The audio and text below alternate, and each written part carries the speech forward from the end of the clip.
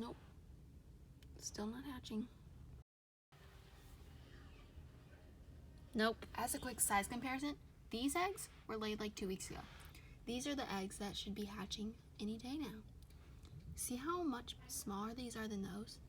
And these have already like grown a little because it's been 2 weeks.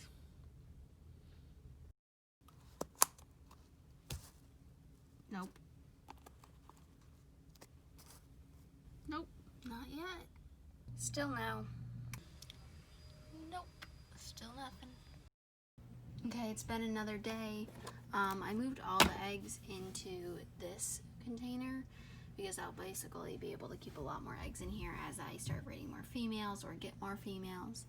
So yeah, they're still not hatched. And as a little sneak peek, since this is kind of getting boring, just waiting, even though this has probably been only a minute for you, it's been a long time for me. Here's a sneak peek to our latest project / new snake, yada yada yada. This right here is the snake that I got in my unboxing. I gave it to my dad. This was about a year ago, and he's significantly grown. He is now breeding size. And this is a new snake that you guys have not met yet. So look forward to that video. Yeah. So I have to be honest, I got lazy and stopped recording. It's like 70 days today. So I looked this morning and one of the geckos hatched. It is so little. There's its egg. I don't know how it fit in that egg. Like, hold on. Here's my finger. It's probably about like 1.5 inches long. It is so cute though. It's already about to shed, and it just has some vermiculite on its back. That's what that stuff is. I don't really know what like morph or traits it has right now, because on top of it being hard to see, it's so little and it's about to shed, and I'm not very good yet about identifying morphs yet, but I'll figure it out, and I'll do a little video, like, well, we'll just go set up its habitat in a second.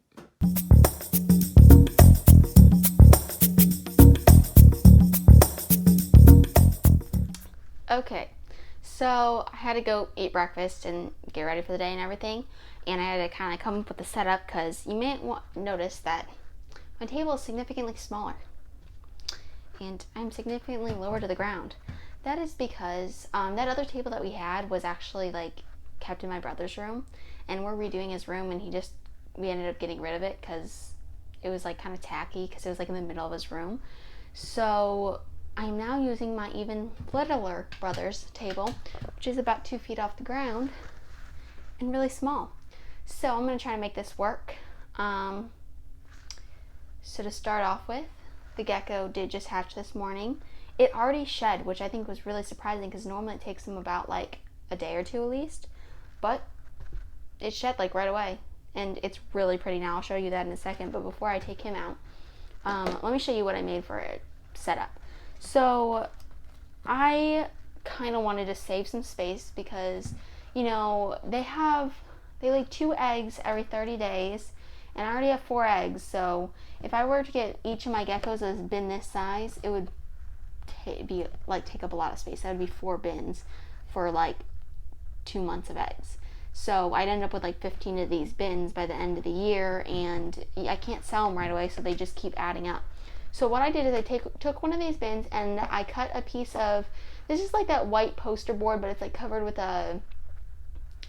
it's almost like a plasticky, not really plastic. I mean, it's definitely not waterproof, but I think it'll work if I'm just misting, and I might have to redo it, but I took it and I stuck it in there and I secured it in there so it's completely like flush to the lid. They cannot go in between bins. There'll be no issues. I also cut holes, of course, for ventilation on the sides, and I put screen over them. I do that for all my geckos. So, and then the lid has holes as well. So plenty of ventilation so it won't get too humid, or we won't have any issues with stagnant air. So I just put paper towel on the bottom of there. This one side, I don't even have a gecko for it right now because it still hasn't hatched. So I'm assuming though, because this was just its sibling that just hatched, so it should hatch in the next couple days. Even though I put that gecko under my dresser in my room, and I put this gecko that just hatched in my closet. My closet is probably a little bit warmer, and I know for a fact it's about 2 degrees warmer or something, because I have the snake rack in there, which is heating. And there's not as much ventilation or just airflow because, well, it's a closet. So, for now, I'm just waiting for that other one to hatch, and once it does hatch, it'll go on this side. I do have markers, number 2 and number 1. I'm just going to keep counting up as babies go. So these will be 1 and 2, next ones will be 3 and 4, yada yada yada. And so I can remember which baby's which. And so I just have a couple little vines in here. This funny thing is, I bought these a really long time ago, and they were like those long ones, like now everyone's hanging on their walls. But I've had these forever, and I just break them into pieces or whatever, and they're like really fun to hang in there. And they've been animal safe, so I think it really depends on the brand and stuff. You want to be sure that your plants are safe for your animals. I also have a cardboard tube in each of them, toilet paper tube. I have collected so many of these. Like, I have a whole entire box full of tubes from toilet paper and paper towel because I use them for all my animals. I also have some egg crates that I can rip like into pieces about this big and give them to them, which they really enjoy, so I might do that as well. And then for water, I just have one of the little Pangea dishes. I bought these like in a 500 pack, or no, 50 pack actually only, because I use it for all of my geckos' food, because they're like the perfect size dish. And then food wise though, for them, I will just be using a bottle cap, because they don't need that much food, and I want to be able to see what that they're actually eating. If I were to give them a container this big, I wouldn't be, number 1, wasting food, and number 2, I wouldn't even be able to see if they had eaten or not. So I will be moving him into here. I already misted this a little bit so that, that doesn't need to be in there. I already misted this so that it's already wet and everything. Just this side though, because the other geckos. I have some water in that dish. I'll have to get some food. I left it over on the other side of the room, so yeah. Oh, by the way, here's the egg right there that the gecko hatched out of. Here's the gecko. Now remember, he's shed, so he's changed colors a lot, or she. I don't really know. I keep calling him a he, but I really have no idea. I won't know till he grows a little bit. I believe he's only 1 gram right now, which is not, well, he might be more.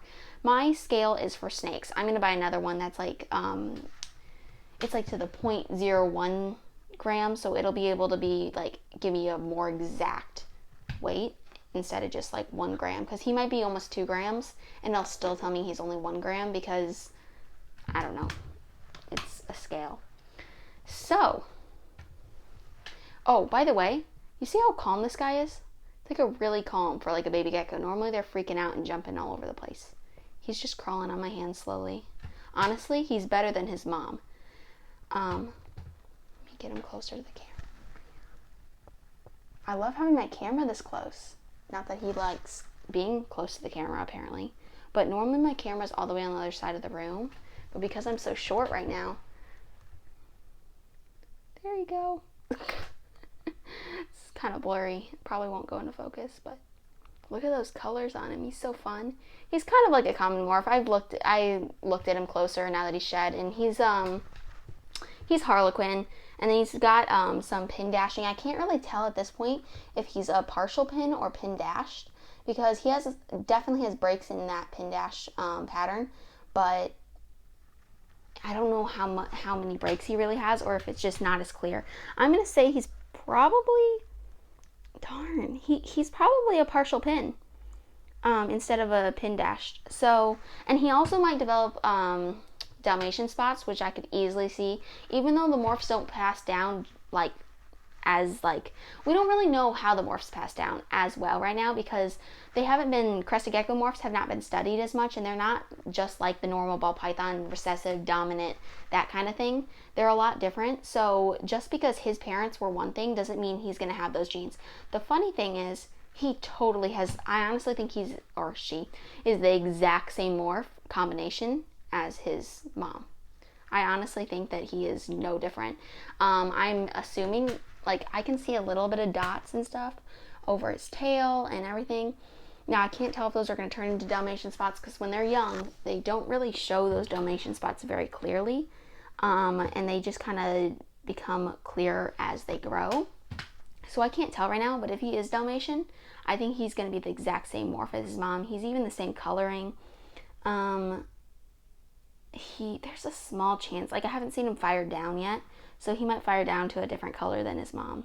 His mom almost looks, honestly, his mom looks like a lavender when fired down, but we don't call her lavender because when she's fired up, she's not a lavender. So she's not a true lavender. She just has a really pretty color when fired down. So this little guy, I'm surprised how like calm he is. Like literally he's just walking. Like no care in the world. It is so cute when she sticks her tongue out though. Like honestly, I probably can't catch it on the camera, but he's so little. Anyways, so I'll stick him in here. Hold on, little dude. See, I don't know. I haven't decided if I should include the other egg. Like, should I wait to post this till the other egg hatches and like just put that in the video? It's really going to be the exact same thing, so I don't think I will. I'm literally going to take it out. I'll show a picture of it though. I'll definitely show it in my next video. Like so you can see its morph and everything, or its traits. But I don't know if I really need to keep this whole video going for that. Like, I'm just going to mist this down and do the exact same thing. So I'll just show him in my next video. My next video should be my ball pythons hatching. They're doing amazing. They only have like 8 days left till they should be hatching. So I'll definitely do a video on that. I'll probably be cutting them once the first one pips, or at 56-ish days, whichever comes first. Because of their temperature that they're being incubated at, they should be hatching by 56 or 55 days.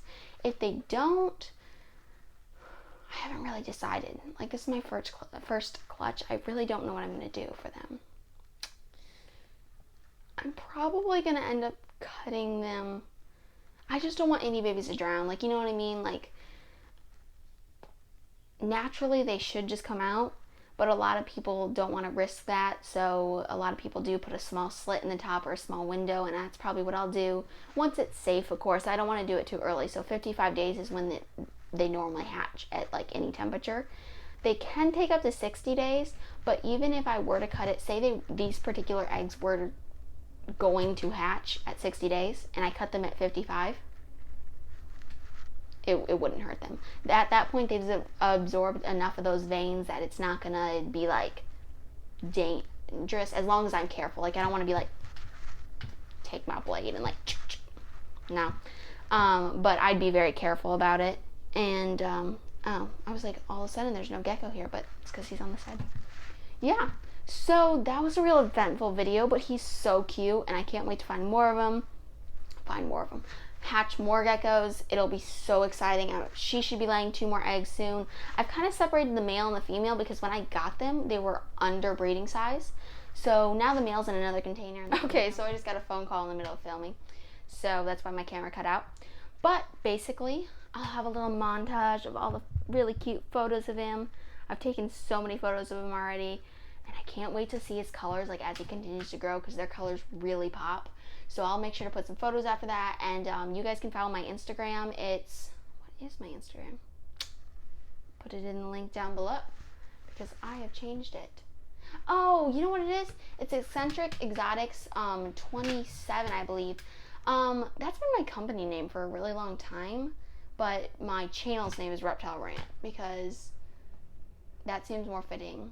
Like, because I have my company name for selling reptiles, and I've had that for a really long time, because I was like, had this whole plan about, before I even started breeding, like how I was gonna like breed them and sell them, and I really want to go to a reptile show someday. So I'm guessing, like, you know, honestly, you have a lot of reptile shows near us. Like, we're a really big reptile area where I am, so I have a feeling that I'll be able to do that someday. And even though I might move because we're in the military, honestly, I have 2 more years here, so I'm thinking that I'd be able to go. Like, all I have to do is, even if I just held on to a couple animals, because a lot of times, depending on the reptile show, because we have a lot of Repticons, but there are different levels. Like, the biggest Repticon, I probably wouldn't go to, but they do have some smaller breeders there. Like, they'll have a really professional setup, but they only have 10 snakes and 10 other animals. Like, it's not like they have that many animals depending on the person. But we also get some really big brands like LLC, and Josh's Frogs. Like, we have all that there too. So they in particular have like 100 animals there for sale. So, I mean, I could probably just go to a smaller one. I know I'm totally just talking to you guys. That's what I do. Okay, so thank you so much for watching. Please like and subscribe and comment any questions, comments, anything down below. Bye.